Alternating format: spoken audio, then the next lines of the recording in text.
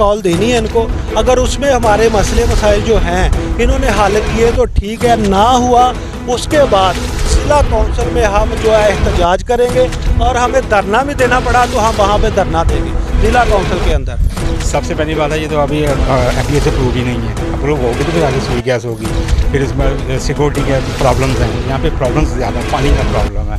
कभी तक हमें कोई नहीं मिला, लारे पे ला रहा अब वक्त तेरे बात पे कहाँ तक मेरा दिल फरेब खाए, कोई ऐसा कर बहाना मेरी आस टूट जाए। और अब जो 2 3 फेस मीटर लगे हैं, 1 मीटर पे 18 कनेक्शन है, वो देखें जी कितना, यानी कि वो मसला बनता है, आए दिन कोई ना कोई मसला बनता है। जब घर की बिजली नहीं पूरी होती उसकी वजह से फिर जो मीटर के यूनिट हैं वो ज़्यादा चलते हैं।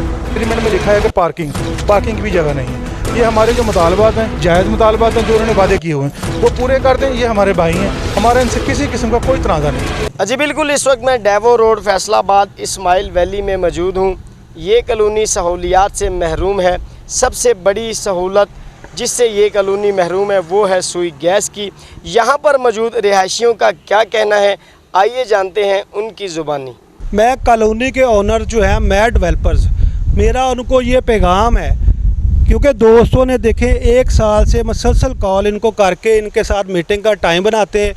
ये किसी अपने जूनियर बंदे को आगे डाल देते हैं, उसमें बंदे जाते हैं, वो इनको जुगते मारते हैं, मजाक करते हैं और बात को अनसुनी करके तो ये मामले को टाल देते हैं। मैं अब आपके तवज्जो से ये कहना चाह रहा हूँ कि अब हमने इनको एक कॉल देनी है इनको।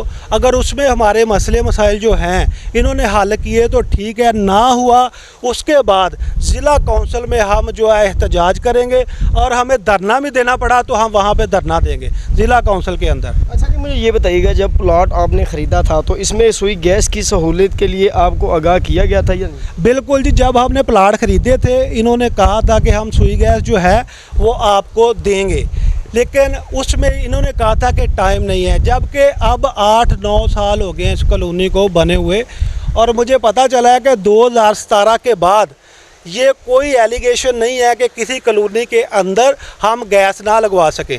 अब 2017 के बाद इन्होंने कोई आज तक, सिर्फ मैं ये कहता हूँ कि इन्होंने कोई फ़ाइल ही जमा नहीं करवाई हुई। अगर ये फ़ाइल जमा करवाते या कॉलोनी के अंदर कोई भी पाइपलाइन डालते, फिर हमें पता होना था कि वाकई यार ये सीरियस हैं और ये हमें सुई गैस देंगे। जबकि कॉलोनी पूरी के अंदर कोई भी पाइपलाइन नहीं है जिसमें पता चले कि ये सुई गैस की पाइपलाइन इन्होंने बिछाई हुई है। ये इनका मकसद क्या है मैट डेवलपर्स का, कि ये इन्होंने तकरीबन 8-10 कॉलोनी बनाई हुई हैं। इन सारी कॉलोनीज़ में कोई इन्होंने कोई कब्रिस्तान नहीं दिया, कोई बिजली प्रॉपर नहीं दी इन्होंने। गैस का मामला हमेशा इनका मकसद होता है कि हम कॉलोनी सेल करें और अपनी पॉकेट्स भर के हम बाहर निकल जाएं। लेकिन अब हम इनको इंशाल्लाह यहाँ से भागने नहीं देंगे। हमने इनका जो है वो हमने इनका गला जो है वो अब हम इनका पकड़ेंगे इंशाल्लाह। मैं तो ये समझता हूँ जी कि कहते हैं where there is a will there is a way. अगर वो चाहें तो ये मसाइल नहीं है, ये उन्होंने ख़ुद मसाइल बना दिए हैं।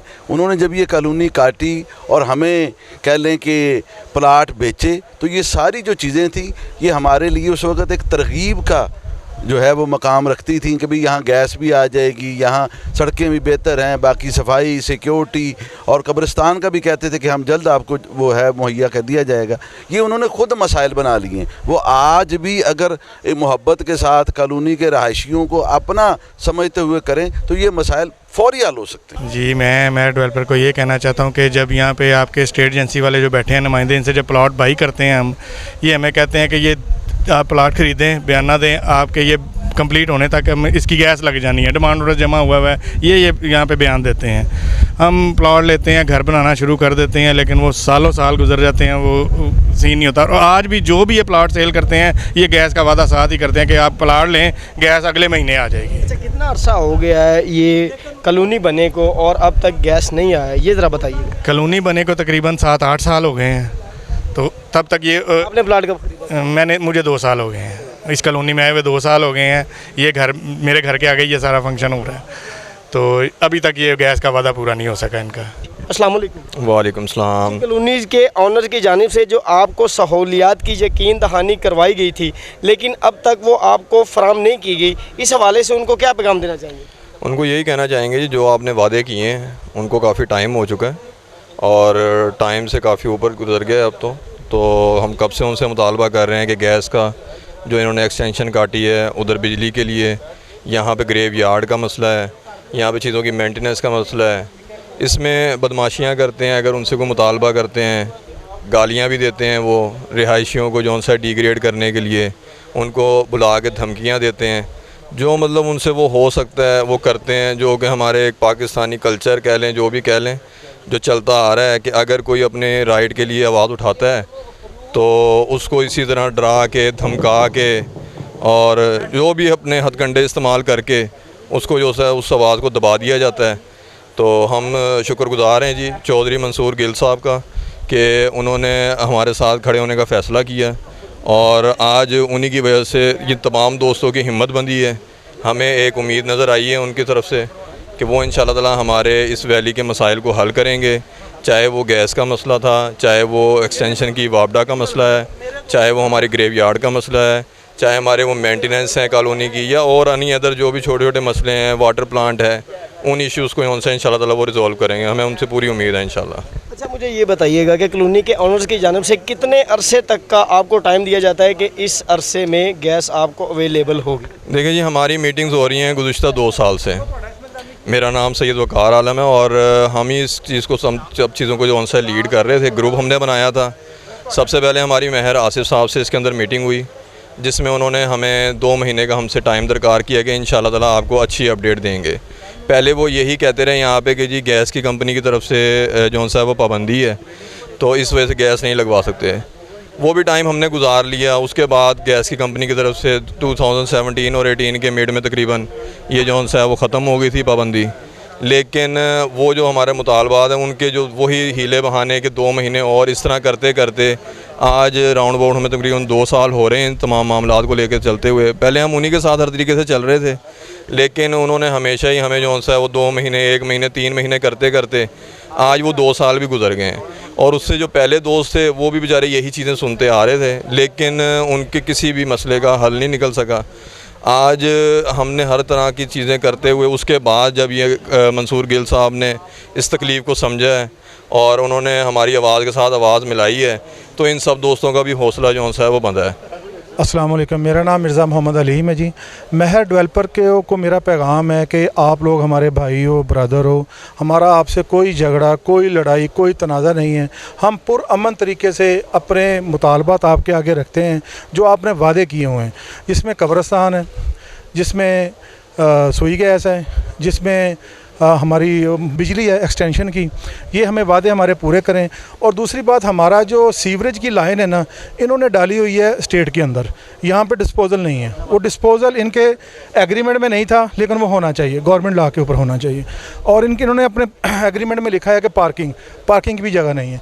ये हमारे जो मुतालबात हैं, जायज़ मुतालबात हैं, जो इन्होंने वादे किए हुए हैं वो पूरे कर दें। ये हमारे भाई हैं, हमारा इनसे किसी किस्म का कोई तनाज़ा नहीं है।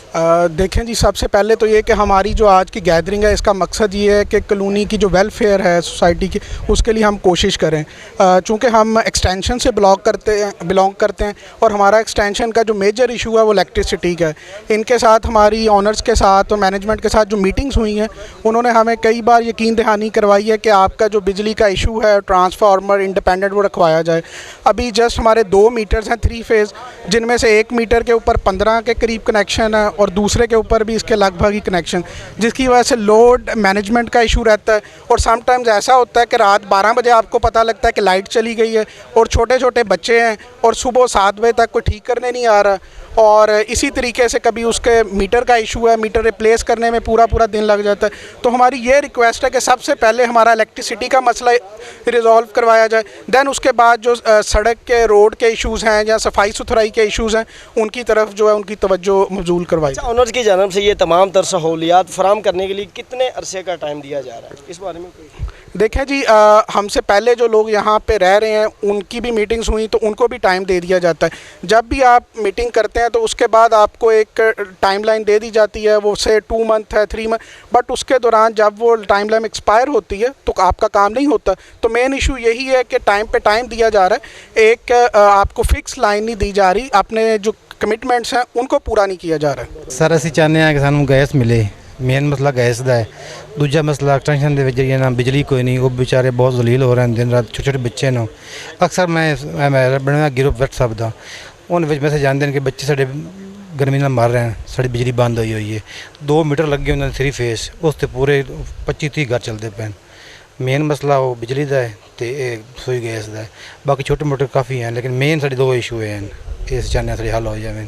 अच्छा जी, इस्माइल वैली के जो रिहायशी उनका ऑनर्स के नाम यही पैगाम है कि जो प्लाट ख़रीदते वक्त उनको सहूलियात की यकीन दहानी करवाई गई थी, खुदारा वो तमाम तर सहूलियात फराम की जाएँ ताकि वो और उनके आने वाली नई नस्ल सुकून दे और पुरसुकून ज़िंदगी गुजार सके।